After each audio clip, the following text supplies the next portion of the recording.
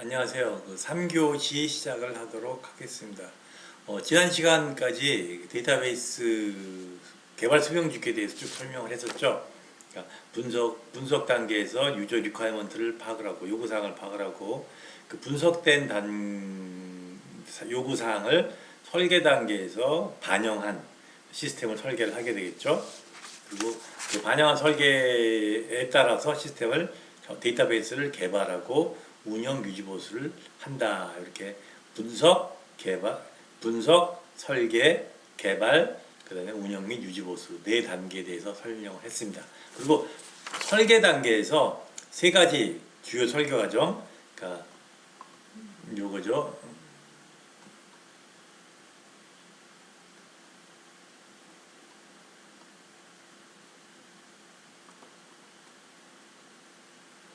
여기요. 개념 설계, 그 다음에 논리적 DB 설계, 물리적 DB 설계 어떻게 차이가 나는가에 대해서 설명을 했습니다. 다시 정리하면 개념 설계라는 것은 각 사용자 관점의 스키마를 도출한다. 이게 무슨 뜻이죠? 멀티 유저 뷰라는 것은 하나의 회사의 데이터베이스를 부서별로 다르게 보는 거다. 이렇게 얘기를 했고, 논리적 DB 설계 같은 경우는 이걸 싱글 유저 뷰로 만드는데 그럴 때 우리가 관계형 데이터베이스를 할 것인가, 계층형 데이터베이스를 할 것인가, 망형 데이터베이스를 할 것인가를 결정을 해서 거기에 따라서 알맞는 데이터 모델링을 한다라고 이야기를 했어요. 그래서 여기 보면 특정 DM에 종속됐다라고 이야기를 하는 거예요. 그리고 이제 논리적 데이터베이스 설계 같은 경우는 특정 데이터 모델링이 끝이 나면은 실제로 어떻게 되죠? 그러한 방식대로 물리적 데이터베이스에 데이터를 집어넣으면 되죠. 그렇게 되면 예를 들어서 IBM 기종을 할 것인가, HP로 할 것인가, 혹은 오라클 할 것인가에 따라서 그쪽 회사에 맞게끔, 회사 문법에 맞게끔 이 데이터 모델링한 것을 여기 집어넣으면 될 겁니다. 그죠? 그래서 개념적 DB 설계, 논리적 DB 설계, 물리적 DB 설계 세 단계가 있다. 이렇게 이야기를 했어요. 그죠? 그래서 이제 이번 시간에는 개념적 DB 설계, 멀티 유저 뷰를 관점에서 데이터베이스를 어떻게 설계할 것인가에 대해서 여러분들한테 설명을 하도록 하겠습니다.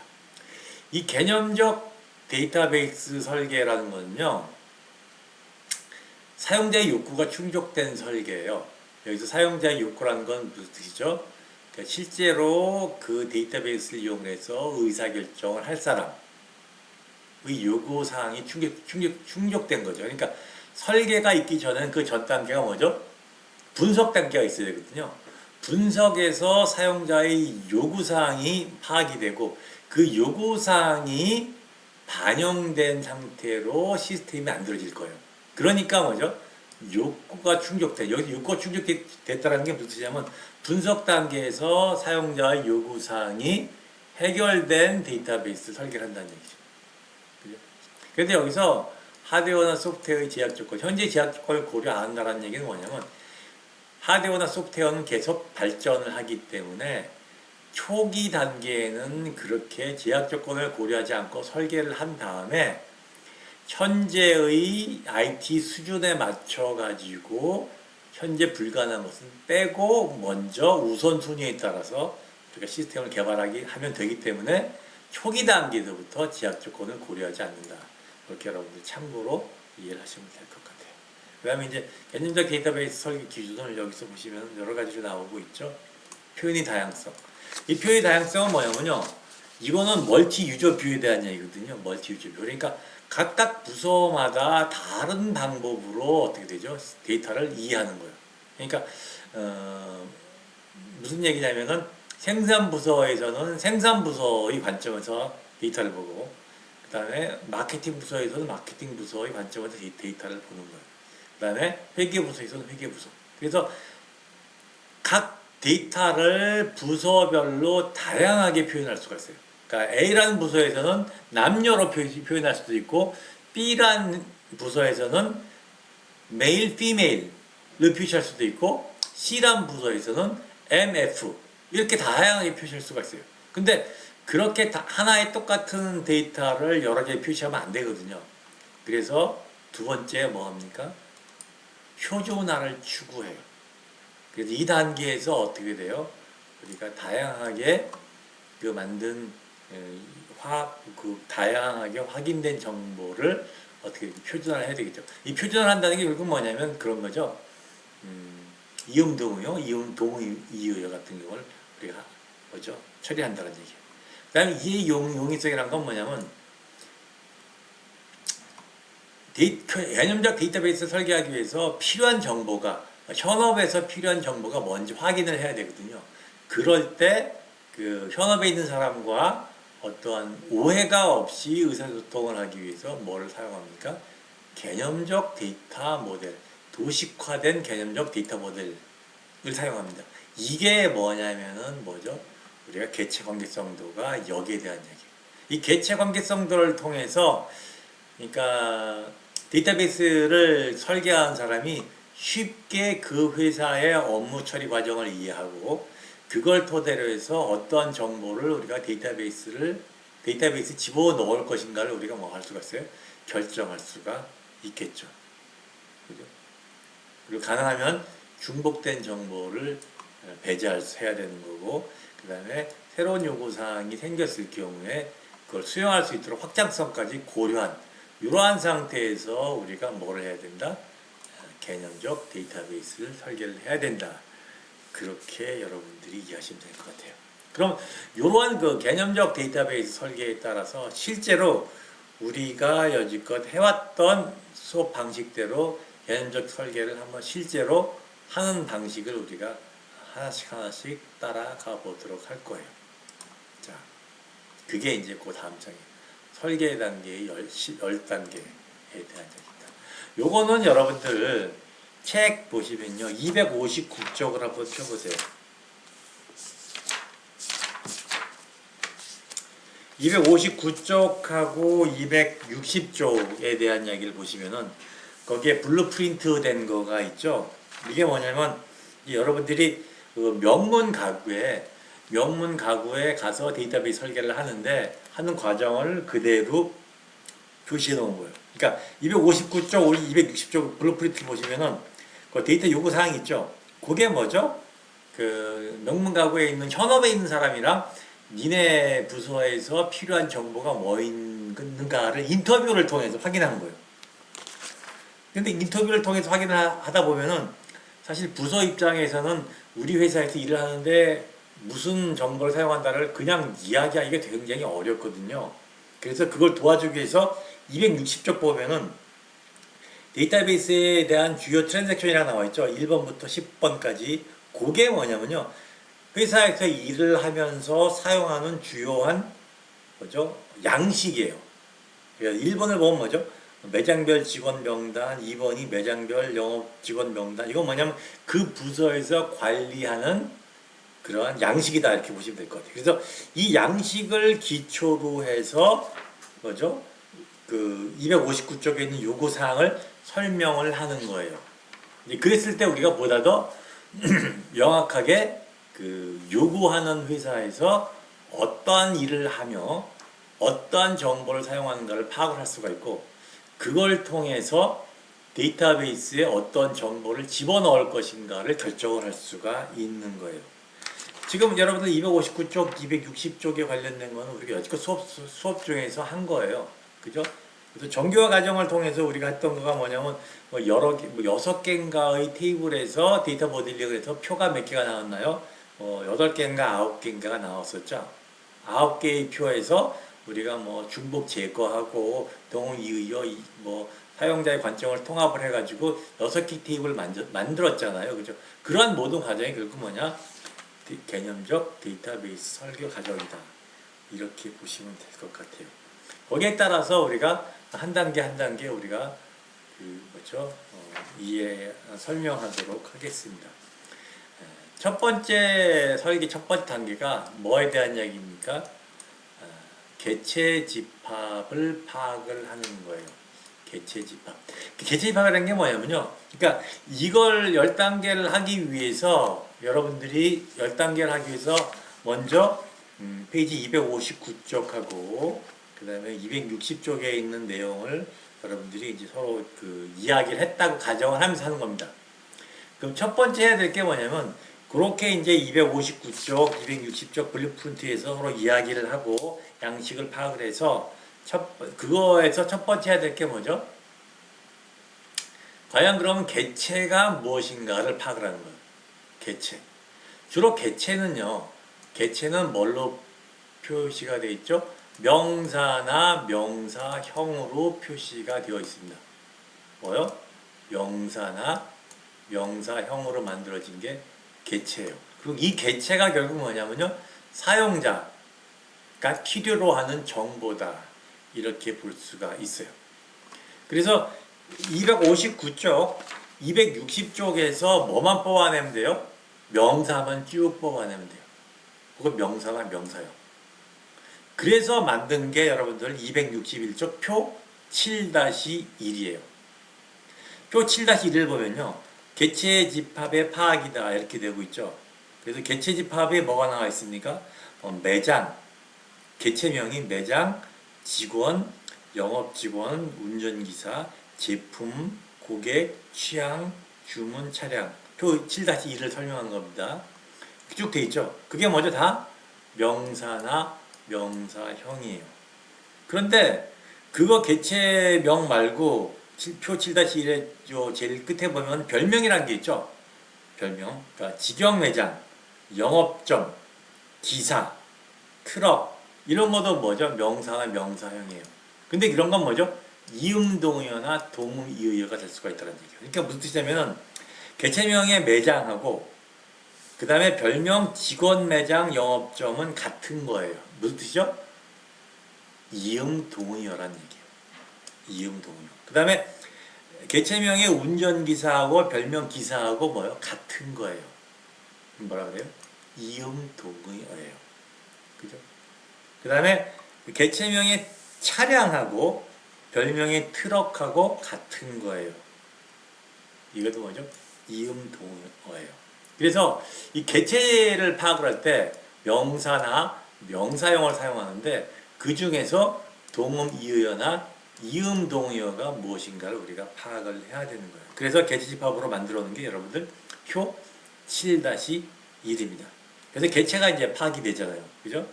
개체가 파악이 되면은 그 다음 요새 개체가 우리가 ER 다이어그램에서 뭐죠? 그 네모 박스에 들어가 있는 개체예요. 그죠? 그럼 개체에서 그 다음에 해야 될 게 뭐죠? 그 개체들 간에 뭘 파악을 해요? 관계를 파악을 해야 됩니다. 그러니까 개체들 간의 관계를 파악을 한다는 얘기는 우리가 ER 다이어그램을 그릴 때 우리 개체들 관계는 뭘로 두 가지로 이야기를 했었죠. 하나는 뭐죠? 대응비. 그죠? 대응비는 1대1, 1대다, 다대다로 나올 수가 있어요. 그 다음에 또 두 번째는 뭐죠? 참여도. 완전 참여 혹은 부분 참여.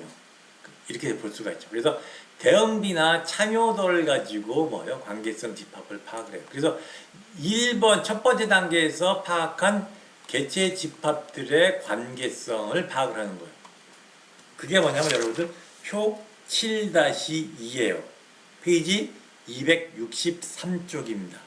263쪽.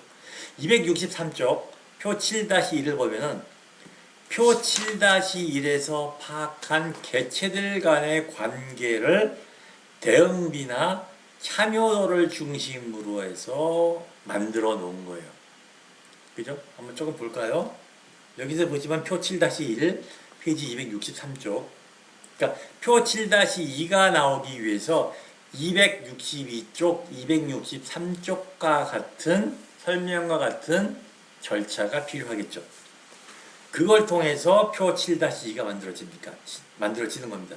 표 7-2를 잠깐 설명해 볼게요. 그럼 뭐죠? 표 7-1을 보시면은 매장이 직원을 보유한데 대응비는 뭐죠? 1대 다고 참여도는 완전 부분이다. 이렇게 되죠. 그러니까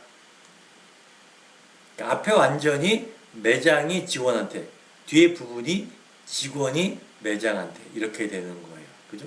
그래서 각각 개체들 간의 관계를 대응비하고 참여도로서 이렇게 표를 만들어요. 그럼 뭐가 만들어진 겁니까? 개체가 파악이 됐고, 그 다음에 개체들 간에 뭐가 만들어졌죠? 관계성이 파악이 됐죠. 대응비랑 참여도라. 그럼 뭐 할 수가 있어요? 그걸 기초로 해서 3단계인 뭘 만들 수가 있습니까? 개체 관계성도를 만들 수가 있는 거예요. 그게 그 다음 장 여러분들 페이지 265쪽에 그림 7-3이 ER 다이어그램이에요. 초벌 ER 다이어그램입니다. 요 ER 다이어그램은 뭘 기초로 해서 만든 거예요?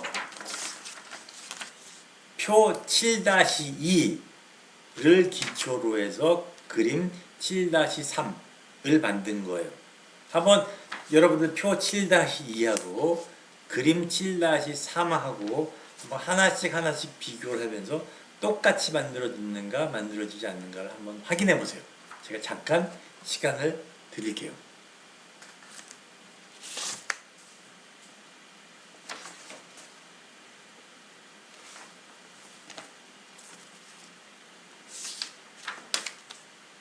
표 7-2에서 매장과 직원, 직원과 매장, 매장과 영업 직원, 매장과 운전기사, 그다음에 고객과 제품 쭉 있죠.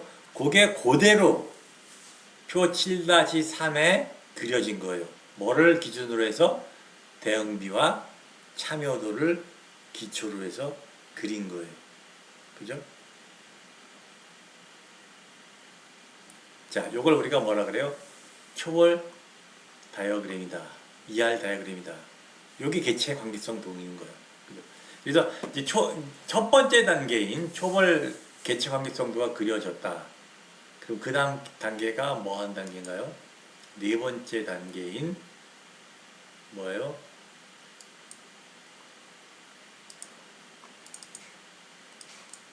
개체와 관계들의 속성을 파악을 하는 거예요. 그러니까 여러분들 그림 7-3의 초벌 관계성도를 기초로 해서 그 다음 장 266쪽 표 7-3 속성이 나오는 거예요. 속성. 개체들이 여기서 보시면 개체가 여러분 그 265쪽을 보세요. 그림 7-3 매장도 있고 뭐 영업 직원도 있고 직원도 있고 뭐 네모박스를 얘기하는 겁니다. 제가 운전기사, 차량 여러 개 있죠. 그 각각 개체별로 속성 이름과 그다음에 뭐죠? 그 데이터형 길이, 그다음에 제약, 공값 허용 이런 것처럼 속성이 무엇인가를 우리가 파악을 하는 거예요. 그러니까 여러분들 표 7-3을 보시면 어떻게 돼 있죠? 매장이라는 개체는 속성 이름을 뭘로 우리가 결정을 했습니까? 매장 번호, 매장명, 주소, 전화번호, 팩스번호 이렇게 되어 있죠. 그리고 매장 번호의 데이터형은 캐릭터 3글자, 매장명은 베리어블 캐릭터 10글자, 주소는 베리어블 캐릭터 50자, 전화번호는 베리어블 캐릭터 14자 이런 식으로 되어 있잖아요. 그리고 각각 속성에 대해서 설명이 되어 있고 매장 번호는 뭐죠? 제약 조건을 보면 주키예요. 그죠? 매장명하고 그다음 전화번호가 대리키가 될 수가 있어요. 그 다음에 별명이 있으면 별명이 있고 공값이 되고 안 되고 다 나와 있죠. 여기서 보면 매장 같은 경우는 공값이 허용이 되지가 않네요. 허용이 되지가 않습니다. 그죠? 이런 식으로 쭉 나와 있는 거고 직원 같은 경우 보시면은 직원 개체는 직원 번호가 캐릭터다. 캐릭터 3글자라는 얘기죠. 그리고 그게 주키다. 직원 이름은 베리어블 캐릭터, 가변 캐릭터 6글자다. 이런 식으로 되어 있죠. 그죠? 그래서 이런 식으로 이제 ER 다이어그램에서 뭐가 나오니까 개체와 관계들의 속성이 파악이 되고 그 다음에 5번째 단계가 뭐죠? 속성들의 영역이 결정이 됩니다. 영역이 결정이 돼요. 그게 여러분들 뭐예요? 페이지 267쪽의 표 7-4예요. 표 7-4를 보면은 여러분들 이제 표 7-3과 7-4를 이제 같이 보셔야 됩니다. 매장 번호의 속성이 영역값이 뭐죠? 세 자리 문자로 B01부터 B99 사이의 값이다. 이렇게 되어 있는 거예요. 그러니까 표 7-3은 속성의 형태만 결정이 되고 표 7-3은 그 형태보다 더 세밀하게 범위까지 결정이 되는 거예요. 그죠? 이런 걸 우리가 뭐라 그래요? 영역 제약이라고 그러죠. 지금 여기서 5번에서 나온 게 뭐에 대한 얘기예요? 영역 제약이 결정이 된다는 얘기예요. 영역 제약. 영역 제약이라는 게 뭐라 그랬어요? 제약이란 말은 이제 우리가 데이터베이스에서는 규칙이란 말과 같이 쓰여질 수가 있는 거거든요. 그래서 그 영역 규칙에 대한 이야기죠. 그래서 5단계까지가 끝이 나면은 보세요. 개체 집합이 파악이 되고 개체들 간의 관계가 파악이 되고 무슨 관점에서 대응비나 참여도 관점에서 개체들과 관계에 따라서 뭐가 만들어졌습니까? 개체 관계성도가 만들어지고 그 다음에 개체의 속성이 파악이 되고 그 개체들 간의 속성의 영역이 결정이 된 거예요. 거기가 이제 5가지 단계가 된 겁니다. 그럼 그 다음에 뭘 해야 됩니까? 6번째 단계부터 이루어지겠죠. 6번째 단계가 뭐죠? 개체들 영역까지 파악이 됐으면 그 각각 개체에 대한 뭘 선정을 해야 돼요? 주키를 선정을 해야 돼요. 그러니까 모든 개체는 주키가 반드시 있어야 돼요. 여기서 주키란 게 뭐예요? 다른 말로 하면 이제 식별자 속성으로 얘기를 하죠. 때에 따라서는 식별자 속성이 한 개의 속성으로 유일성이 보장이 안 될 경우에는 2개 이상의 속성을 쓸 수도 있다. 그런 걸 우리가 뭐라 그래요? 합성 식별자 속성이다. 합성키다. 이렇게 이야기를 하기도 하죠. 이 주키는 우리가 어떤 특성을 가져야 돼요? 유일성과 최소성을 동시에 만족시켜줘야 된다. 그래서 각각 개체들의 뭐를 선정을 해요? 주키를 선정을 해요. 주키가 선정이 되면은 뭐가 또 선정이 되나요? 대리키가 선정이 되겠죠. 왜냐하면 하나의 개체에 유일성이 보장이 되는 게 2개 이상 있을 수가 있거든요. 2개 이상 있을 수가 있으면 하나가 주키가 선정이 되면 또 다른 하나는 뭐가 됩니까? 대리키가 되는 거예요. 그래서 이제 주키가 선정이 되고 그 다음에 7번째가 뭐가 됩니까? 개체들 간의 상세화와 일반화 관계성도를 파악을 하는 거예요. 7번. 7번에 대한 얘기는 뭐냐면 여러분들 그림 7-4를 보시면 될 것 같아요. 그러니까 페이지 268쪽이죠. 그러니까 요거는 우리가 뭘 보고 이야기를 하냐면요. 개체들 간의 관계에서 개체들 간에서 어떤 공통 특성이 뽑아져 나온 것을 우리가 뭐라 그래요? 일반화라 그러고 그 다음에 공통 특성이 아닌 특별한 고유한 특성이 갖고 있는 것을 우리가 뭐라 그래요? 상세화다 이렇게 이야기를 하죠. 그래서 여러분들 그림 7-4를 보시면은 개체가 몇 개가 나옵니까? 직원, 영업직원, 운전기사가 있는데 이게 영업직원, 운전기사가 위로 올라가는 거, 직원으로 올라가는 걸 뭐라 그래요? 우리가 일반화라고 얘기하고 직원에서 영업직원, 운전기사로 내려가는 걸 우리가 상세화다 이렇게 얘기를 하죠. 그러니까 일반화가 됐다는 얘기는 직원의 속성 몇 개가 있습니까? 그러니까 직원 번호, 직원 이름, 주소, 생년월일, 나이, 연봉, 전화번호, 주인번호. 이건 다 뭐죠? 밑에 있는 영업직원, 운전기사가 다 똑같이 갖고 있는 공통 속성이에요. 공통 속성이에요. 그죠? 그리고 영업직원에서 최대 할인율, 목표 매출액 이건 뭐죠? 영업직원만이 갖고 있는 특별한 속성이에요. 그 다음에 면허 종류는 운전기사만 갖고 있는 특별한 속성입니다. 그래서 이걸 상세화, 일반화를 시키면서 훨씬 더 우리가 개체들 간의 관계를 쉽게 파악을 할 수가 있는 거예요. 그죠? 그리고 이렇게 이것을 그러면은 상세화, 일반화 관계성도 된 거를 초벌 ER 다이어그램에 우리가 붙여 넣어야 될 겁니다. 그죠? 그리고 붙여 넣었더니 어떤 그림이 나왔어요? 그림 7-5. 7-5가 만들어진 거예요. 책 270쪽이죠. 책 270쪽. 그러니까 그림 7-5는요. 그림 7-5는 265쪽에 그림 7-3에다가 뭐를 집어넣은 거죠? 그 상세와 일반화를 집어넣은 거예요. 상세와 일반화를 집어넣은 거예요. 그죠? 그런데 이 7-5가 완벽하게 우리가 원했던 ER 다이어그램인가를 확인을 해봐야 되거든요. 그 확인하기 위해서는 요 그림 7-5가 259쪽, 260쪽에 있는 블루프린트에 있는 모든 내용을 포함해야만 되는 거예요. 포함해야만 됐을 때 비로소 그림 7-5가 완벽한 ER 다이어그램이다. 이렇게 우리가 알 수가 있는 거거든요.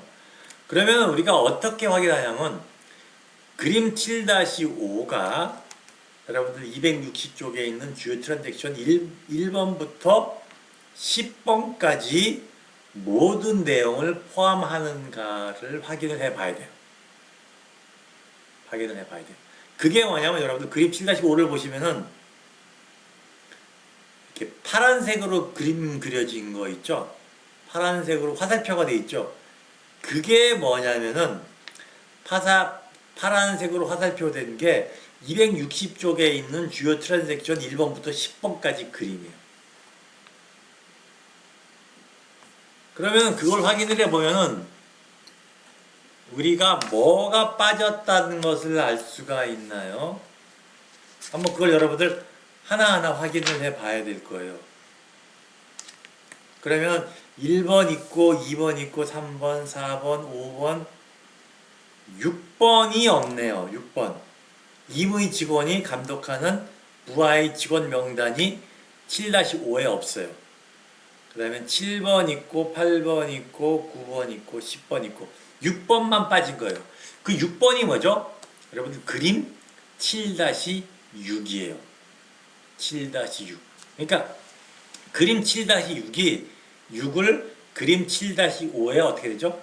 합쳐 넣어야만이 그림 7-5가 259쪽, 260쪽을 완벽하게 표현해 주는 거예요.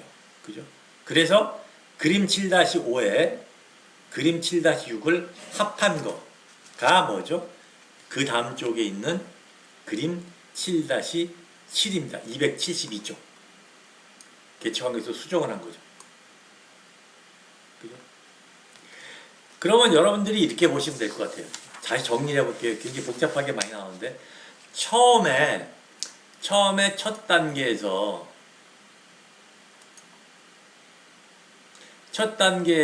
개체가 파악이 되고 개체들 간의 관계성을 파악을 해서 처음 ER 다이어그램을 그렸잖아요. 그리고 나서 ER 다이어그램에서 어떻게 됐죠? 상세와 일반화가 포함된 상태로 뭐죠? ER 다이어그램을 그린 거예요. 그리고 거기서 만든 마지막 그림이 뭐죠? 그림 7-7이 된 거예요. 그죠? 그리고 이 7-7이 나오기 전에 상세와 일반화가 포함된 그림에서 우리가 설명한 내용이 포함이 안 된 부분은 다시 뭐죠? 추가했죠. 그게 뭐죠? 그림 7-6이 설명이 안 됐기 때문에 기존 ER 다이어그램에서 그걸 포함한 그림으로 그린 게 최종 단계가 그림 7-7이 되는 거예요. 그런데 여기서 보시면 여러분들 그림 7-7을 보면은 이렇게 파란색 동그라미 빈 게 있죠. 매장하고 차량 사이에 동그라미 빈 게 있고, 그다음 왼쪽에 빈 게 있고, 오른쪽에 빈 게 있습니다. 이건 뭐냐면요, 중복된 거예요. 중복된 거. 무슨 뜻이냐면은 그림 7-7에서 매장과 차량 사이에 하얀 거 동그란 게 비었죠. 이건 뭐냐면 여러분 그림 7-5하고 그림 7-7을 보세요. 그림 7-5하고 그림 7-7을 보시면은 그 매장이 차량을 유지하다라는 부분이 없어졌잖아요. 이거 왜 없어졌냐? 4번 트랜잭션이 그거랑 똑같은 거예요.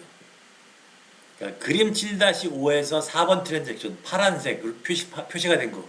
그게 그림 7-7에 뭐죠? 유지하다랑 똑같은 거예요. 그래서 매장과 차량의 유지하다라는 관계는 뺀 겁니다. 그게 4번이랑 똑같은 트랜잭션이기 때문에 그래요. 그리고 왼쪽에 있는 그 동그라미 빈 거는 상담하다죠. 이건 몇 번 트랜잭션이랑 똑같습니까? 7번 트랜잭션이랑 똑같은 거예요. 그래서 중복됐으니까 뺀 거예요. 그 다음에 오른쪽에 빈 거, 제품과 고객 사이 빈 거는 뭐죠? 구매하다죠. 이걸 왜 뺐느냐? 요건 9번 트랜잭션이랑 똑같은 거예요. 그죠? 그래서 그림 7-7은 그림 7-5에서 중복된 트랜잭션을 빼고 만드는 게 그림 7-7이에요. 그럼 어떻게 되죠? 이 그림 7-7이 뭐죠? 전문가가 드리는 그린 마지막 최종 ER 다이어그램이고, 이 그림 7-7이 제대로 만들어졌는가를 다시 뭐죠? 사용자한테 설명을 해주면서 이 그림 7-7이 259쪽, 260쪽에서 고객과 같이 얘기한 모든 내용을 포함하는가를 뭐죠? 검토를 하는 거예요. 그래서 사용자가 다 검토가 됐다 그러면 이 그림이 그림 7-7이 결국 뭐냐? 명문 가구의 모든 업무 처리 절차와 필요한 정보를 포함한 그림이다. 그렇게 보시면 될 것 같고, 그랬을 때 비로소 뭐가 끝난다? 개념적 데이터베이스가 설계가 끝이 났다. 이렇게 얘기할 수가 있는 겁니다. 그죠? 그럼 그 다음 단계 뭐죠? 논리적 설계는 요 그림을 기초로 해서 뭐 해야 돼요? 우리가 싱글 유저뷰를 만들고, 싱글 유저뷰가 끝이 나면 그 다음 단계는 어떻게 되죠? 물리적 데이터베이스 설계를 넘어가는 거예요. 그래서 8장이 이제 뭐죠? 논리적 데이터베이스 설계고, 그 다음에 10장, 9장이 물리적 데이터베이스 설계다. 이렇게 보시면 될 것 같아요. 근데 8장 같은 경우는 이제 뭐 우리가 이제 2장, 3장에서 했던 내용이 대부분 많습니다. 그죠? 그래서 우리가 8장, 9장은 넘어가도록 할 거예요. 그래서 여러분 7장에서 개념적 데이터베이스 설계를 어떻게 하는가를 여러분들한테 설명을 했습니다. 사실 요 10단계, 설계 10단계는 새로운 개념이 아니라 여지껏 여러분들이 공부했다는 것을 쭉 정리하는 단계이기 때문에 아마 그렇게 어렵지 않았을 것으로 생각을 할 수가 있습니다. 그죠? 네.